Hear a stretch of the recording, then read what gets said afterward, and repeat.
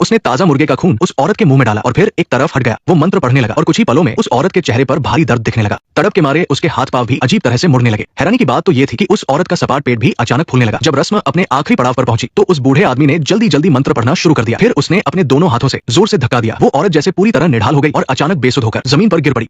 और सच में वही हुआ जो उस बूढ़े ने कहा था। सारा न केवल गर्भवती हुई बल्कि उसके पेट में जुड़वा बच्चे थे, लेकिन उसने कभी नहीं सोचा था कि डिलीवरी के दिन इतनी बड़ी त्रासदी हो जाएगी। उसने 2 बेटियों को जन्म दिया। एक पैदाइशी अपंग थी और दूसरी की तो मौके पर ही मौत हो गई थी। सारा के लिए इससे भी बुरी बात यह थी कि जब डेविड ने अपनी बेटियों की हालत देखी तो वो गुस्से से आग बबूला हो गया। उसने गुस्से में आकर अपनी ही बेटी को मार डाला। उसे अंदाजा भी नहीं था कि उसकी इस हरकत ने एक खौफनाक श्राप को दावत दे दी है। आज तक ऐसी कोई फिल्म नहीं बनी जो रूह को कंपा दे और आपके होश उड़ा दे, क्योंकि आप सोच भी नहीं सकते कि एक पत्नी अपनी जगह बनाए रखने के लिए किस हद तक पागलपन कर सकती है, और नहीं आप ये सोच सकते हैं कि एक पिता अपनी झूठी शान के लिए अपनी बेटी के साथ कितनी घटिया हरकत कर सकता है। फिल्म की शुरुआत ही धमाकेदार होती है। 2 बच्चे खेल रहे थे और गलती से उनकी फुटबॉल मकई के खेत में चली गई। उन्हें नहीं पता था कि अंदर खतरा है, इसलिए वे सीधे अंदर चले गए। वे उसे ढूंढते रहे पर अंधेरा होने तक भी उन्हें फुटबॉल नहीं मिली। जब वे दोनों वहां से निकलने ही वाले थे तभी पास में एक परछाई दिखाई दी। उसके हाथ में वही फुटबॉल थी जिसे वे ढूंढ रहे थे। उस परछाई को दूर जाते देख लड़का उसके पीछे भागा। लड़की चिल्लाती रही कि वापस आ जाओ, पर लड़के ने एक न सुनी। जब लड़की जंगल के अंदर पहुंची तो उसने एक बेहद डरावना मंजर देखा। उस काली परछाई ने लड़के का काम तमाम कर दिया था। लड़की डर के मारे कांपने लगी और भागकर घर गई और अपने पिता को सब बताया। लेकिन जब गांव वाले वहां पहुंचे तो वहां सिर्फ जमीन पर बिखरा हुआ खून मिला। वो परछाई और लड़का दोनों गायब थे। गांव वालों ने पूरी रात जंगल में तलाश की और आखिरकार नदी किनारे उस लड़के की लाश मिली। सुध-बुध खो चुके पिता को लगा कि लड़की ही कातिल है और वो चिल्लाने लगा कि उसे इसका बदला चाहिए। उस लड़की ने उसे पीटा, पत्थरों से मारा। हालांकि लड़की बार-बार समझाती रही कि उसका इससे कोई लेना देना नहीं है, पर लड़के के पिता ने एक न सुनी। जब माहौल बिगड़ने ही वाला था तभी मास्टर जो वहां आए उन्होंने बताया कि ये लड़की सच कह रही है। इस इलाके में वाकई एक लड़की की रूह भटक रही है। उसका नाम सुमारा है और कहा जाता है कि वो शैतान की औलाद है। और इस सब की शुरुआत सालों पहले हुई थी। तब यहाँ डेविड नाम का एक अमीर आदमी रहता था जिसके पास बहुत पैसा था, पर उसकी पत्नी सारा कभी मां नहीं बन पा रही थी। उन्होंने हर जगह इलाज कराया पर नतीजा कुछ नहीं निकला। सारा जानती थी कि उसका पति मजाक नहीं कर रहा है। जब उसे समझ नहीं आ रहा था कि क्या करे तो उसने नौकरों को बात करते सुना कि पास में ही एक काबिल बाबा रहते हैं जो ऐसी हर मुश्किल का इलाज जानते हैं। अब उसके पास और कोई रास्ता नहीं बचा था। सारा ने अपने पति से छुपकर उस बाबा को ढूंढ निकाला, लेकिन इसके लिए बहुत बड़ी कीमत चुकानी थी, क्योंकि उस बाबा की शक्तियां काले जादू से जुड़ी थी जिसका सीधा मतलब था शैतान से सौदा करना। बाबा को पूरा भरोसा था कि इसके बाद सारा न केवल गर्भवती होगी बल्कि उसके जुड़वा बच्चे होंगे। उनमें से एक सारा का अपना बच्चा होगा और दूसरा शैतान की संतान। शर्त यह थी कि सारा को उस शैतानी बच्चे को 10 साल की उम्र तक पालना होगा, जिसके बाद शैतान उसे ले जाएगा। अगर बच्चे को परेशान किया गया या उसकी मौत हो गई तो पूरे परिवार पर भारी मुसीबत आ जाएगी और शैतान उनसे भयानक बदला लेगा। सारा को यह काम आसान लगा और उसने हाँ कर दी। फिर बाबा ने रस्म शुरू की। एक रहस्यमयी मंत्र के बाद सारा के चेहरे पर दर्द सा छा गया और उसके हाथ पांव बेकाबू होकर मुड़ने लगे। इसके बाद एक और अजीब चीज हुई। सारा का पेट अचानक बहुत ज्यादा फूल गया। बाबा के जोर से दबाते ही सारा कमजोरी के कारण जमीन पर गिर पड़ी। इस तरह रस्म पूरी हुई। कुछ समय बाद सारा सच में गर्भवती हो गई और उसे वाकई जुड़वा बच्चे होने वाले थे। डेविड को इस सौदे के बारे में कुछ नहीं पता था। उसने खुशी खुशी दोनों बेटियों के नाम भी सोच लिए। बड़ी का नाम जूही और छोटी का सुमारा। ये सोचकर कि आखिरकार उसे वारिस मिल गया, डेविड फूला नहीं समा रहा था। उसने पूरे गांव में ढिंढोरा पिटवाया। 3 दिन तक दावत दी और सारा के साथ भी उसका बर्ताव बहुत नरम हो गया। जैसे जैसे दिन बीतते गए वो दिन भी आ गया। अचानक साफ आसमान में भारी बारिश होने लगी, जैसे कोई इशारा मिल रहा हो कि आज की खुशी इतनी आसान नहीं होगी। सारा तो शैतान वाली बात लगभग भूल ही गई थी, पर दर्द के दौरान उसने देखा कि दूर एक काली परछाई खड़ी है। जो होना था वो तो होना ही था। सारा समझ गई कि वो उसे अपना वादा याद दिला रहा है। जल्द ही पहली बच्ची पैदा हुई, पर जैसे ही दाई ने उसे देखा उसके होश उड़ गए। वो बच्ची न रो रही थी न हिल रही थी। उसमें जान का कोई नामो निशान नहीं था। अब सारी उम्मीद दूसरी बच्ची पर थी, पर जब वो पैदा हुई तो दाई को लगा जैसे आसमान टूट पड़ा हो। दूसरी बच्ची भले ही रो रही थी पर उसका शरीर पैदाइशी तौर पर टेढ़ा मेढ़ा था। रोने की आवाज सुनकर डेविड अंदर आया, पर जैसे ही उसने बच्ची को देखा उसके अंदर नफरत की आग जल उठी। उसे लगा कि उसकी पत्नी ने किसी राक्षस को जन्म दिया है। उसने पास पड़ा एक धारदार हथियार उठाया और खुद ही उसे खत्म करने चल दिया। सारा ने उसे रोकने की कोशिश की, पर कमजोरी की वजह से वो बस बेबस होकर अपने पति को ये खौफनाक काम करते देखती रही। एक ही बार में डेविड के हाथ में मौजूद बच्ची शांत हो गई और तभी एक और अजीब बात हुई। जो बच्ची पहले बेजान थी वो अचानक जोर जोर से रोने लगी। डेविड की खुशी का ठिकाना न रहा। वो खुश था कि जुड़वा होने की वजह से कम एक तो बच गई। वो मूर्ख ये नहीं समझ सका कि जिस बच्ची को उसने मारा था वही शैतान की औलाद थी। उसकी इस हरकत ने श्राप को शुरू कर दिया था। अब कहानी 3 साल आगे बढ़ती है। जूही अब 3 साल की हो चुकी है। भले ही डेविड को वारिस मिल गया था, पर ये बची हुई बेटी अपाहिज थी। उसका एक हाथ और एक पैर काम नहीं करता था। शुरुआत में उसने बड़े प्यार से उसे चलना सिखाया, पर जब गांव वालों ने ताने मारने शुरू किए तो डेविड को अपनी बेइज्जती महसूस होने लगी। उसका सब्र टूटने लगा और वो अपनी ही बेटी से नफरत करने लगा। जैसे जैसे जूही बड़ी हुई पता नहीं क्यों उसका स्वभाव बहुत ही चिड़चिड़ा और हिंसक हो गया। एक रात जूही बिना किसी वजह के पागलपन करने लगी और कमरे में चिल्लाने लगी। ये देख डेविड का पारा चढ़ गया और उसने नौकरों को उसे बांधने का हुक्म दे दिया। इसके बाद जब भी जूही बात नहीं मानती डेविड उसे बांधकर आंगन के गोदाम में बंद कर देता। सारा ये सब चुपचाप देखती रहती। उसकी हिम्मत नहीं होती थी कि कुछ बोले। उसे अच्छी तरह पता था कि ये सब उसी की वजह से हो रहा है। इसी घुटन भरे माहौल में जूही 10 साल की हो गई। सारा का शैतान से किया गया वादा पूरा होने में अब बस 3 महीने बचे थे। एक दिन सारा ने देखा कि जूही गायब है। उन्होंने घर का कोना कोना छान मारा पर वो कहीं नहीं मिली। उन्हें नहीं पता था कि जूही अकेले ही बाजार चली गई है। शहर के शरारती बच्चों ने जब उसे देखा तो वे उसका मजाक उड़ाने और उसे परेशान करने लगे। जूही बेबस होकर रोने लगी। तभी डेविड और सारा वहां पहुंच गए, पर अपनी झूठी शान के खातिर उनमें से कोई आगे नहीं आया और वे अपनी बेटी को पिटता हुआ देखते रहे। बाद में डेविड ने सारा कसूर जूही पर मर दिया और उसे डांटा कि वो बाहर क्यों गई। अगर वो वहां नहीं जाती तो उसे लोगों के ताने नहीं सुनने पड़ते। उसे सबक सिखाने के लिए डेविड ने कोड़े मंगवाए। उसकी दाई मां ने रोकने की कोशिश की। सिर्फ वही थी जो जूही को दिल से प्यार करती थी, पर उसकी किसी ने नहीं सुनी और डेविड ने गुस्से में आकर जूही को बहुत पीटा। दाई मां बस बेबसी में जूही के जख्मों पर दवा लगाती रही। जूही का मन बहलाने के लिए उसने उसे एक गुड़िया दी। हालांकि वो काफी यही प्यार की इकलौती निशानी थी। वो गुड़िया जूही की पक्की दोस्त बन गई। उसी रात जूही को कमरे में किसी के पुकारने की आवाज आई। वो उठी और इधर उधर देखा पर कोई नहीं था। तभी अलमारी का दरवाजा खुला और अंदर से एक अजीब सी दिखने वाली लड़की बाहर आई। उसने बताया कि उसका नाम सुमारा है और वो जूही की जुड़वा बहन है। उसे पता था कि जूही अपने माँ बाप से नफरत करती है, इसलिए वो उसे बहलाने लगी। उसने कहा कि वे दोनों सगी बहनें हैं और एक दूसरे की रक्षा करेंगी। जूही हमेशा से अकेली थी, उसका कोई दोस्त नहीं था, इसलिए वो उसकी बातों में आ गई। पर जैसे ही वे गले मिली, सुमारा के चेहरे पर एक डरावनी मुस्कान आ गई। जूही को अंदाजा भी नहीं था कि ये बहन असल में क्या है। उसे तो बस ये लगा कि आखिरकार उसे कोई मिल गया है। अगले दिन जब जूही पियानो बजा रही थी तो उसकी आवाज से डेविड परेशान हो गया। वो गुस्से में आया और बिना कुछ सोचे जूही को जोरदार थप्पड़ जड़ दिया। सारा बस पास खड़ी देखती रही, रोकना तो दूर उसने बाद में उसे दिलासा तक नहीं दिया। उन्हें ये नहीं पता था कि सुमारा से मिलने के बाद जूही अब वो पहले वाली कमजोर लड़की नहीं रही थी। उसकी आंखों में अब बदले की आग थी। वो चुपचाप अपने पिता के कमरे में गई और फिर कुछ ऐसा हुआ जो नामुमकिन था। जूही के खराब हाथ और पैर अचानक बिल्कुल ठीक हो गए। उसने बिना झिझक मेज से एक पेन उठाया और डेविड की हथेली में घूम दिया। हालांकि इससे डेविड को ज्यादा चोट नहीं आई, पर उसी पल से उसके बदले का खेल शुरू हो गया और जूही बस उसका जरिया बन गई थी। बाद में जूही को फिर से कैद कर दिया गया। इस बार पिता ने और भी ज्यादती की और उसे बाहर धूप में किसी पुतले की तरह खड़ा कर दिया। जूही अपनी माँ से रहम की भीख मांगती रही, पर सारा ने बस उसे झिड़क दिया। रात को खाने के वक्त जूही के हाथ पांव फिर से ठीक हो गए। उसके चेहरे पर अजीब सी चमक थी और उसने वही मेज पर पेशाब कर दिया। ये देख डेविड को इतना गुस्सा आया कि जैसे उसका खून उबल गया हो। उसने तुरंत उसे गोदाम में बंद करने को कहा, पर जूही अब लड़ना सीख गई थी। उसने नौकर को धक्का दे दिया। सारा उसे रोकने आई, पर तभी उसने आईने में जूही के ऊपर एक परछाई देखी। वो बुरी तरह डर गई, पर जब उसने दोबारा देखा तो सब सामान्य था। उसे लगा कि शायद उसे वहम हुआ है। जूही ने डेविड का मजाक उड़ाया और घर से बाहर भाग गई। सारा और दाई माँ परेशान होकर उसे ढूंढने निकले, पर उन्होंने जो देखा वो रूह कपा देने वाला था। जूही मुर्गों के बाड़े में कच्चा मांस खा रही थी। दाई माँ ने घबराकर उससे पूछा कि उसे क्या हुआ है और वो ऐसा क्यों कर रही है। मुझे सच में नहीं पता कि ये सब कैसे हो रहा है। सारा ने उनकी बातें सुन ली थी और वो डर से कांप रही थी। आखिर वो दिन आ ही गया। सारा समझ गई कि शैतान का बदला शुरू हो चुका है। वो एक बार फिर बाबा के पास आई, लेकिन उसे अंदाजा नहीं था कि उसे एक बहुत बुरी खबर मिलेगी। बाबा की 1 महीने पहले ही मौत हो चुकी थी। सारा पूरी तरह टूट गई। उसे समझ नहीं आ रहा था कि अब वो कहा जाए। दूसरी तरफ जूली पर जुल्म अभी भी जारी थे। घर में उसकी अब कोई इज्जत नहीं बची थी। यहाँ तक कि नौकर भी उसे परेशान करने लगे थे। डेविड और सारा ये सब देख रहे थे, लेकिन उनकी मदद करने की कोई नियत नहीं थी। जूली के सब्र का बांध उस दिन टूटा जब एक सुबह वो अपने कमरे में खेल रही थी और तभी उसने बाहर से अपना नाम सुना। वो वही शरारती बच्चे थे जो उसे चिढ़ाते थे। जूली को लगा कि शायद वे उसके साथ खेलने आए हैं, इसलिए वो खुशी खुशी नीचे भाग कर गई, मगर वहाँ उसके साथ और भी बुरा बर्ताव किया गया। हालांकि आया ने फौरन आकर उन्हें रोकने की कोशिश की, पर जूली फिर भी उनकी पिटाई से बच नहीं पाई। वो जमीन पर गिर गई। उसका पूरा शरीर मिट्टी और जख्मों से भर गया था। तभी जूली की नजर पास ही खड़े अपने माता पिता पर पड़ी। उनकी आंखों में किसी अजनबी की तरह बेरुखी थी। उस पल जूली का दिल पूरी तरह टूट गया। उसी रात उसने लड़ना छोड़ दिया और अपने शरीर का काबू सुमाला को सौंप दिया। अब उन बच्चों का क्या अंजाम होने वाला था ये तो साफ था। आजाद होते ही सुमाला अपनी अंदरूनी बुराई को रोक नहीं पाई। बस कुछ ही पलों में जिन बच्चों ने जूली को परेशान किया था वे अपनी जान से हाथ धो बैठे। एक साथ इतने सारे लोगों के गायब होने से गांव में दहशत फैल गई। उन्होंने आसपास के इलाकों की तलाशी ली और आखिरकार जंगल में उनकी लाशें मिल गई। वही पास में जूली की गुड़िया भी पड़ी हुई मिली। इसी बीच आया ने पानी भरते वक्त कुछ अजीब देखा। कुएं का पानी लाल हो चुका था। उसने तुरंत दूसरों को मदद के लिए बुलाया और कुएं से एक लाश बाहर निकाली गई। लेकिन अभी लोग इस सदमे से उबर भी नहीं पाए थे कि एक नौकर भागता हुआ आया। गांव के बाहर एक और खौफनाक नजारा था। उन शरारती बच्चों के शरीर के टुकड़े टुकड़े कर दिए गए थे और उनके सिर एक लाइन में टांग दिए गए थे। कुछ ही देर में गुस्से से भरे गांव वाले डेविड के घर पहुंच गए। चूंकि मौके पर जूली की गुड़िया मिली थी, उन्हें लगा कि कातिल का रिश्ता जूली से हो सकता है। डेविड को भले ही जूली की फिक्र नहीं थी, पर उसे अपनी इज्जत की बहुत चिंता थी। उसने चिल्लाकर कहा कि दिन दहाड़े मेरे घर का रास्ता रोकने की तुम्हारी हिम्मत कैसे हुई? क्या तुम अपनी खैर नहीं चाहते? डेविड ने जवाब मांगने आए गांव वालों को भगा दिया। उसे पूरा यकीन था कि उसकी बेटी कातिल नहीं है, क्योंकि वो हर रात उसे गोदाम में बंद कर देता था। जूली बाहर निकल ही नहीं सकती थी, तो फिर वो कत्ल कैसे कर सकती थी? लेकिन जब उसने गोदाम की जांच की तो उसे दीवार में एक बड़ा छेद मिला। उस पल एक बहुत ही बुरा ख्याल उसके दिल में आया। आया ने देखा कि अब हालात काबू से बाहर हो चुके हैं, तो उसने मजबूरी में सुमाला के बारे में सब बता दिया। यहाँ तक कि मैंने भी उसे कभी नहीं देखा। उसकी आंखें बिल्कुल अपनी माँ जैसी है। वे हर रोज झगड़ते थे, लेकिन अब तक मैंने सारा ने इस सब के लिए डेविड को जिम्मेदार ठहराया। उसने कहा कि अगर तुमने उस वक्त सुमाला को नहीं मारा होता तो आज इतने कत्ल नहीं होते। अब पूरे गांव में तबाही मच चुकी है। डेविड को भी खतरे का एहसास हो गया। उसने नौकरों को हुक्म दिया कि जूली को दोबारा गोदाम में बंद कर दिया जाए और पक्का करने के लिए उसने जूली के पैरों में बेड़ियां बांध दी। कल जूली का 10वां जन्मदिन था। आया जानती थी कि जूली अंदर से बहुत दुखी है, इसलिए वो चुपके से उसे दिलासा देने आई। उसने पूछा कि उसे तोहफे में क्या चाहिए, लेकिन जूली ने कुछ भी लेने से मना कर दिया और बस गिड़गिड़ाकर आया से कहा कि वो यहाँ से चली जाए जितना दूर हो सके। इसका क्या मतलब है? मैं नहीं चाहती कि आप किसी खतरे में पड़े। आपको पता है ना, अगर आप चली गई तो पांडा का ख्याल कौन रखेगा? वो आपसे बहुत प्यार करता है। भले ही आया को ये समझ नहीं आया कि जूली उसे जाने के लिए क्यों कह रही है, पर उसे लगा कि जूली के पास कोई वजह जरूर होगी, इसलिए आया वहां से चली गई और इसी वजह से उसकी जान बच गई। डेविड ने एक तांत्रिक को ढूंढ निकाला और उसे सुमाला के बारे में बताया। तांत्रिक का चेहरा गंभीर हो गया, क्योंकि 12 तारीख की रात जैसे ही 12 बजेंगे जूली 10 साल की हो जाएगी। उस वक्त सुमाला पूरी रात जूली के शरीर पर कब्जा कर लेगी। इसे रोकने का एक ही रास्ता है कि जूली को यहाँ लाकर एक अनुष्ठान किया जाए और सुमाला को उसके शरीर से निकाला जाए। किसी भी अनहोनी से बचने के लिए तांत्रिक ने डेविड को एक पुरानी तलवार दी और कहा कि अगर हालात हाथ से निकल जाए तो ये तलवार सुमाला के दिल में उतार देना, इससे वो हमेशा के लिए खत्म हो जाएगी। लेकिन इसमें एक बहुत बड़ा रिस्क था कि उसकी बेटी भी हमेशा के लिए गायब हो जाएगी। उसी वक्त सोता हुआ नौकर एक आवाज सुनकर जाग गया। वो बाहर आया तो देखा कि जूली झाड़ियों में बैठकर रो रही है। अगर वो उस वक्त जूली का मजाक नहीं उड़ाता तो शायद उसकी जान बच जाती, पर उसने गलती कर दी। अब तो उसका बचना नामुमकिन था।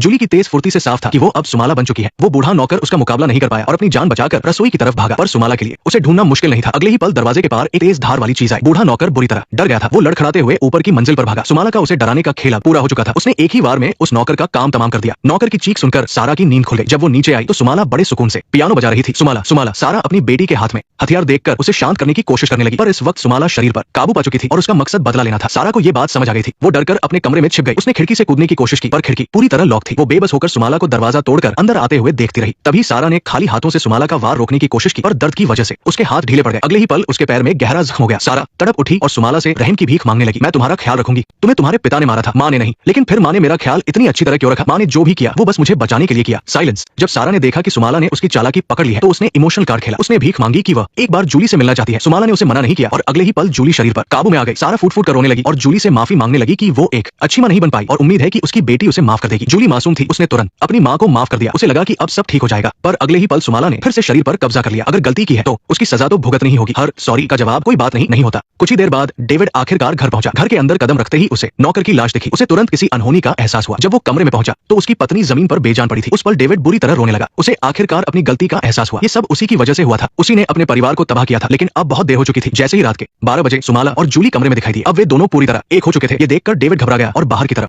भागने लगा, लेकिन सुमाला ने उसे धक्का देकर जमीन पर गिरा दिया। डेविड ने तलवार से हमला करना चाहा, पर वो सुमाला का मुकाबला नहीं कर पाया। हार मानकर उसे वहां से भागना पड़ा। वो सीढ़ियों से नीचे गिर गया। उसने अपने पैरों के दर्द की परवाह नहीं की और सड़क पर जाकर मदद के लिए चिल्लाने लगा। जब तक गांव वाले घर पहुंचे, सुमाला गायब हो चुकी थी। सब उसे ढूंढने के लिए अलग अलग दिशाओं में निकल गए। डेविड ने दोबारा वह तलवार उठाई और एक बोरी और रस्सी भी ले ली। उसे अब अपनी गलती का एहसास था। उसकी पत्नी जा चुकी थी, पर वो अपनी बेटी को हर हाल में बचाना चाहता था। काश उसने ये सब पहले सोचा होता। बाहर निकलते ही उसे सुमाला दिखी। डेविड तुरंत उसके पीछे भागा। वो लालटेन लेकर मक्के के खेतों तक पहुंचा, जहां सुमाला पहले से ही उसका इंतजार कर रही थी। डेविड कुछ समझ पाता उससे पहले ही सुमाला ने उसे जमीन पर गिरा दिया। शायद शरीर पूरी तरह एक होने की वजह से वो थोड़ा कमजोर महसूस कर रही थी, इसलिए वो डेविड का सामना नहीं कर पाई। डेविड ने उसे मारकर बेहोश कर दिया, पर जब वो वार करने ही वाला था तो उसे झिझक महसूस हुई। वो अपनी बेटी को खोना नहीं चाहता था। आखिरकार उसने सुमाला को बोरी में बंद कर दिया और तांत्रिक के पास ले जाने लगा, पर पलक झपकते ही सुमाला उस बोरी से गायब हो गई। डेविड के दिल में फिर से डर बैठ गया। तभी एक चाकू उसके पैर में लगा। डेविड डरकर भागने लगा, पर वो जगह बहुत छोटी थी और उसका पैर भी जख्मी था। सुमाला ने फिर हमला किया। अब डेविड समझ गया कि वो और इंतजार नहीं कर सकता। उसने सुमाला को फिर से गिराया और वो पुरानी तलवार उठाकर बिना सोचे समझे सुमाला के दिल में उतार दी। उसे लगा कि अब सब खत्म हो गया, पर अगले ही पल सुमाला फिर खड़ी हो गई। दरअसल उसका दिल दाई तरफ था और डेविड ने गलत जगह वार किया था। अब डेविड का अंजाम बुरा ही होना था। जब गांव वालों ने उसे ढूंढा तो डेविड खेत में एक पुतले की तरह बंधा हुआ मिला और जिस तांत्रिक से उसने मदद मांगी थी वो भी अपने घर में मरा हुआ पाया गया। इसके बाद सुमाला जैसे हवा में गायब हो गई। किसी को नहीं पता कि वह कहां गई। अब हर शाम सूरज ढलने के बाद मक्के के खेतों से रोने की दर्दनाक आवाजें आती है। वहां अब एक नियम बन गया है कि सूरज ढलने के बाद कोई भी बाहर नहीं निकलेगा। यहीं पर फिल्म खत्म होती है। इविल स्पिरिट सुमाला भले ही एक हॉरर फिल्म है, पर ये सिर्फ डराने के लिए नहीं है। इस फिल्म में समाज की कड़वी सच्चाई दिखाई गई है, जो डरावनी कहानियों से कहीं ज्यादा असरदार है। इसे देखकर रूह काम जाती है। सारा ने अपनी शादी और रुतबा बचाने के लिए शैतान से सौदा कर लिया। एक मां होने के बावजूद उसने शुरू से ही अपने बच्चे को महज एक मोहरा समझा। उसने कभी अपने पति के खिलाफ आवाज नहीं उठाई और ना ही अपनी बेटी को प्यार दिया। ऐसा स्वार्थी बर्ताव उसके दुखद अंत की वजह बना। डेविड भी एक बहुत ही लालची और नफरत के काबिल इंसान था, जिसने इज्जत को परिवार से ऊपर रखा। बेटी के लिए उसका प्यार सिर्फ तब तक था जब तक वो वैसी थी जैसा वो चाहता था। जैसे ही पता चला कि वो बीमार है, उसका प्यार नफरत और गुस्से में बदल गया। उसी की हरकतें इस बर्बादी की असली वजह बनी। आया इस कहानी में रोशनी की अकेली किरण थी, जिसकी अच्छाई ने उन दोनों के पापों को और भी साफ दिखाया। जूली इस सब में सबसे मासूम शिकार थी। उसे बचपन से प्यार नहीं मिला। उसे थोड़ी बहुत ममता सिर्फ आया से मिली। अपनों की बेरुखी और जुल्म ने उसे इतना तोड़ दिया कि आखिरकार उसे सुमाला ने निगल लिया। उसकी कहानी हमें सबक देती है कि जिस घर में प्यार की जगह सिर्फ नफरत हो, वो माहौल किसी भी बच्चे की रूह को तबाह कर सकता है। सुमाला भले ही एक शैतान थी, पर वो भी अपनों की बेरुखी का शिकार एक मासूम जान थी। उसका बदला भले ही खौफनाक था, पर वो उन बुरे कामों का हिसाब था। अगर आप लालच के लिए समझौता करेंगे और इसके लिए बुराई करेंगे तो उसकी कीमत तो चुकानी ही पड़ेगी। परिवार कोई सौदा नहीं है और इज्जत अपनों से बढ़कर नहीं होती। असली डर उन काल्पनिक भूतों से नहीं, बल्कि इंसान के लालच और बेरुखी से होना चाहिए। रिश्तों की कदर और इंसानियत ही हमें सही रास्ता दिखा सकती है। चलिए, आज की कहानी यही खत्म होती है।